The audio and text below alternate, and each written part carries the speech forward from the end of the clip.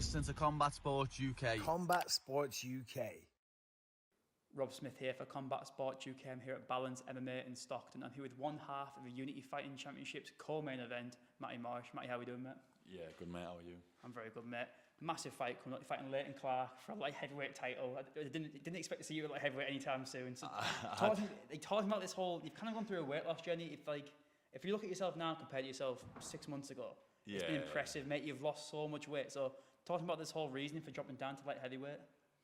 It's crazy, to be fair, because it all started because I actually wanted to look like I fight like 6 times a week. Do you know what I mean? Rather than just some like overweight, half-hard guy. Do you know what I mean? Like that's the thing. Like, so I just wanted to get in a bit better shape. So we decided to go on the diet and stuff to obviously get that shape, and we're here now, and a couple of opportunities like this one have came up along the way. So. Can't be bad, can it? No, not at all, mate. And so talking about Leighton as an opponent, because I've not done a great deal of research into him, I've done a little bit. So what do you know about your opponent? I don't know much about Leighton, to be honest. I've got onto the fact that I can sit there and watch his fights and stuff like that, but either way, like, the same things are going to happen on the night, do you know what I mean? Like, there's not really a lot we can do. Like, we've watched bits of him, blah, blah, blah, like, all the stuff, like, just like a little bit of a review and know what to expect. Like, he's aggressive, which is fair enough, like... It's a fight, isn't it? People are going to be aggressive, do you know what I mean? It's just one of them. Yeah, I think it kind of either goes one or two ways at amateur. You get the amateurs who, and I always use the word take it too serious, like that phrase, but I think it's a bit harsh, but I don't know how else to describe it. Like they do like full-on training camps and they'll do so much research. It's amateur. Like, it doesn't really mean a great deal. Obviously, no one wants to lose. You want to win every fight. No, massively, yeah. But like, if you lose the odd 1 or 2 fights, it's not. It doesn't matter if you're especially if you're fighting good people. Like we'll talk about your last fight. You fought a guy in Carlos Perzag, a monster of a man, absolute animal from a good gym, and unfortunately the fight didn't go the way you wanted it to. But no, it's just water under the bridge, isn't it? Like stuff like that happens, and you look at what you missed, or you look at the parts that you lacked in, and obviously there wasn't much to tell from it because it didn't go on for very long, but. It's just one of them things, isn't it? Like, you live and learn. Like, you don't pass your driving test after doing the first lesson, do you? It's very rare. I couldn't imagine many people have done that. Absolutely. And because I remember being at the fight, and we kind of spoke a little bit before the fight, and you were saying how he looks massive. Mm.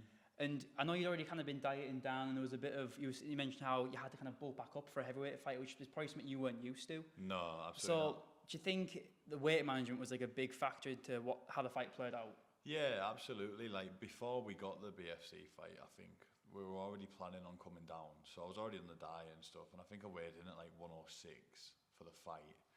And that was with a week of like heavy eating, do you know what I mean? So like, it was just bad timing, really, do you know what I mean? Like, it was a big dude, a very big dude, and you've just got to take what happens, do you know what I mean? It's one of them things. Well, I think you've got the right mindset about it. I remember after the fight you came up to us and you were like, oh, I've had a stinker. Like, you were joking straight away. Like, I think that's a good mindset to have. You see people who take a loss and it ruins them, and like they really struggle to come back from it. I would never be beat up on a loss, especially to a absolute mammoth of a man like that. Yeah, he was huge. Comes from a good gym at SBG in South Shields. Can't knock it at all. Nah, not at all. And I know you already had this fight signed before that one, but obviously how that fight went, did that kind of influence your decision to really drop down to light heavyweight? Yeah, massively, because like I've always had a big frame, but I was just being lazy fighting a heavyweight, to be honest. And I think now that I've put a lot more graft in to get the weight off and stuff like that, like this is more my natural weight where I should be fighting at, where I'm in like athletic shape, so to speak. Not in the best shape of where I want to be just yet, but I'm in good enough shape to fight at 93. Do you know what I mean? So that's what we need, and that's what we'll get. And I was speaking to a few people, and after the fight, and I was even speaking with Phil from Apex, and he was saying how he could even see you dropping down to middleweight. Because you reckon you can make middleweight? Maybe, with some extreme, like maybe in a year's time. But as we are now, in the time that we've had, 93 is the move. Do you know what I mean? And you're feeling comfortable at this weight? Yeah, I feel a lot better. I'm moving better. I'm faster. Like, it's a different Matty, to be honest. So it's a different Matty to what I'm used to, anyway. Do you know what I mean? Still finding my feet, but it is what it is, isn't it? Well, it's a completely different Matty than I first met. I remember when I first met you at Unity the last show, and I said you've completely shrunk since then. Like, not obviously not height wise, but I was in 111 the first fight. Well, the second fight. I think the first fight I was 115. So it's been a process, definitely, to say the least. So. And what I've noticed is you've had a lot of success early on in your career. You obviously a good record, obviously, but only your fourth fight you get a title shot. That doesn't really happen very often. A lot of people kind of have to have a few more fights. And I think that's a testament to your fighting style and also the buzz that you bring, because we'll talk about the walkout of BFC was mental. It was crazy. It was the moment of the night. It was so good. I've said it a million times, thanks to everyone who came and stuff like that, but it was absolutely nuts, to be fair. We both had good walkouts. Yeah. I thought, like, him with like the techno and stuff like that, and me with like, I think Steve from Unity called it a cheesy rave tune, which I thought was quite fitting, to be honest. It was, yeah. And I saw there was an inflatable moose in the crowd. Yeah, that was class. Seb, you can't beat it, to be honest. It was unbelievable crack, and Amazon Prime obviously came in handy as well, so that was great. Are we going to see the same again on Saturday? No. We've got a diluted crowd this time, the diluted crowd. But it'll still be all the better, do you know what I mean? It'll still be great. Do you think with your size and your fighting style, do you believe that's why promoters kind of see you as like quite a marketable fighter? Because like I said, getting a title shot in your fourth fight isn't common, and I think the buzz that you bring, your fighting style, and also like you're a remarkable guy. You're 6'5", you're a monster of a man, especially at light heavyweight. I think with your size and stature, you're gonna be a serious problem at light heavy. Yeah, that's the thing. I always think of like Charles Joyner. Do you know what I mean? Like he's unbelievable. I think, to be honest. He's so good. Yeah. He's one of the nicest guys as well, Charles. Yeah. He's such a nice guy. Never spoke to him, but He's lovely, mate. But that's kind of where I want to be at. Do you Yeah. know what I mean? So that's the aim. So, and let's imagine you get. Obviously, I know you're not looking past later, but let's say get the job done on Saturday.